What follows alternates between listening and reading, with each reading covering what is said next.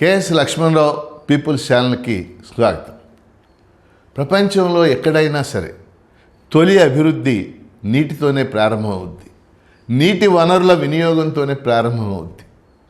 ప్రాచీన నాగరికతల్లో కూడా ప్రాచీన నాగరికత అంటే అభివృద్ధి. ప్రాచీన నాగరికతల అభివృద్ధి అంతా కూడా నదుల ఒడ్డునే జరగటం మనం చూసాం. ఒక సింధు నాగరికత, ఒక పర్షియా నాగరికత, ఒక మెసపటేమియా నాగరికత, ఒక నైలు నది నాగరికత, ఇవన్నీ కూడా నదుల ఒడ్డునే నాగరికత ప్రారంభమైంది. నదుల ఒడ్డునే వ్యవసాయం ప్రారంభమైంది. అంటే తొలి అభివృద్ధి ఎప్పుడూ కూడా నీటి వనరులు వ్యవసాయంతోనే జరుగుద్ది. ఇది ఎందుకు చెప్తున్నానంటే ఆంధ్రప్రదేశ్ రాష్ట్రం ఉత్తరాంధ్రలో 3 జిల్లాలు, రాయలసీమలో 4 జిల్లాలు పూర్తిగా వెనుకబడి ఉన్నాయని చెప్పేసి విభజన చట్టమే చెప్పింది.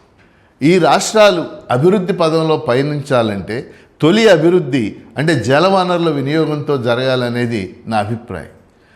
ఎందుకంటే సహజమైనటువంటి కొన్ని నదులు, జలవనరులు ఈ ప్రాంతాలకి ఉన్నాయి. ఎందుకు ఈరోజు నేను ఈ వీడియో చేస్తున్నానంటే, నేను ముఖ్యమంత్రి నారా చంద్రబాబు నాయుడు గారు ప్రకాశం జిల్లాలో వెలిగొండ ప్రాజెక్ట్ నిర్మాణం జరుగుతున్నటువంటి ప్రాంతానికి వెళ్ళి అక్కడ లబ్ధిదారులతోనూ పునరావాసం పొందుతున్న వారితోనూ సంభాషించబోతున్నారని చెప్పేసి మీడియాలో వార్తలు వచ్చింది. సంభాషించారు.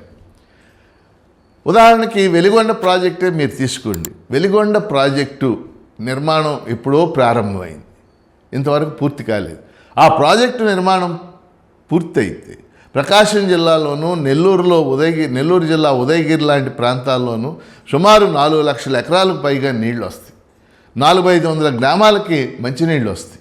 ఎందుకంటే ప్రకాశం జిల్లాలో అనేక గ్రామాలు కనిగిరి, గిద్దలూరు, అలాగే కంభం, లేకపోతే ఇవన్నీ మార్కాపురం, ఈ ప్రాంతాలన్నీ కూడా నీటి వనరులు లేక వెనుకబడినటువంటి ప్రాంతాలు, ఫ్లోరైడ్ సమస్య ఎదుర్కొంటున్నటువంటి ప్రాంతాలు. అనేక ప్రాంతాల్లో మంచినీళ్ళు లేక, ఉదాహరణకి ప్రకాశం జిల్లాలో పీసీపల్లి మండలంలో అనేక గ్రామాల్లో కిడ్నీ వ్యాధులు పెద్ద ఎత్తున ప్రబలినటువంటి పరిస్థితి.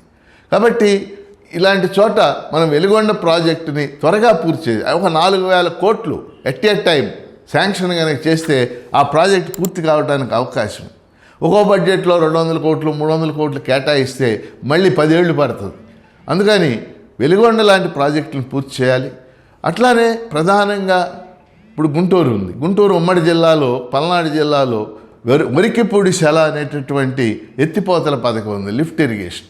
అది కనుక పూర్తి అయినట్లయితే 4 మండలాలు, వెల్దుర్తి, దుర్గి, అట్లనే పుల్లల చెరువు, అది పుల్లల చెరువు ప్రకాశం జిల్లా, పాత ప్రకాశం జిల్లాలో ఉంది.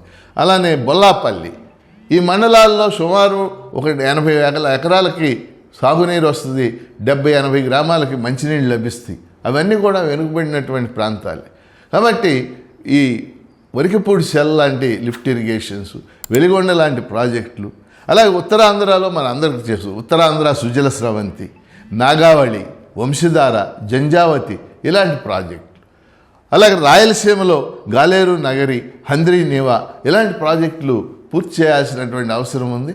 ఈ ప్రాజెక్టులు కనుక పూర్తి అయితే అన్ని ప్రాంతాల్లో కూడా తొలి అభివృద్ధి అయినటువంటి వ్యవసాయం అభివృద్ధి చెంది ఈ ప్రజలు ఎంతో ముందడుగు వేయటానికి అవకాశం.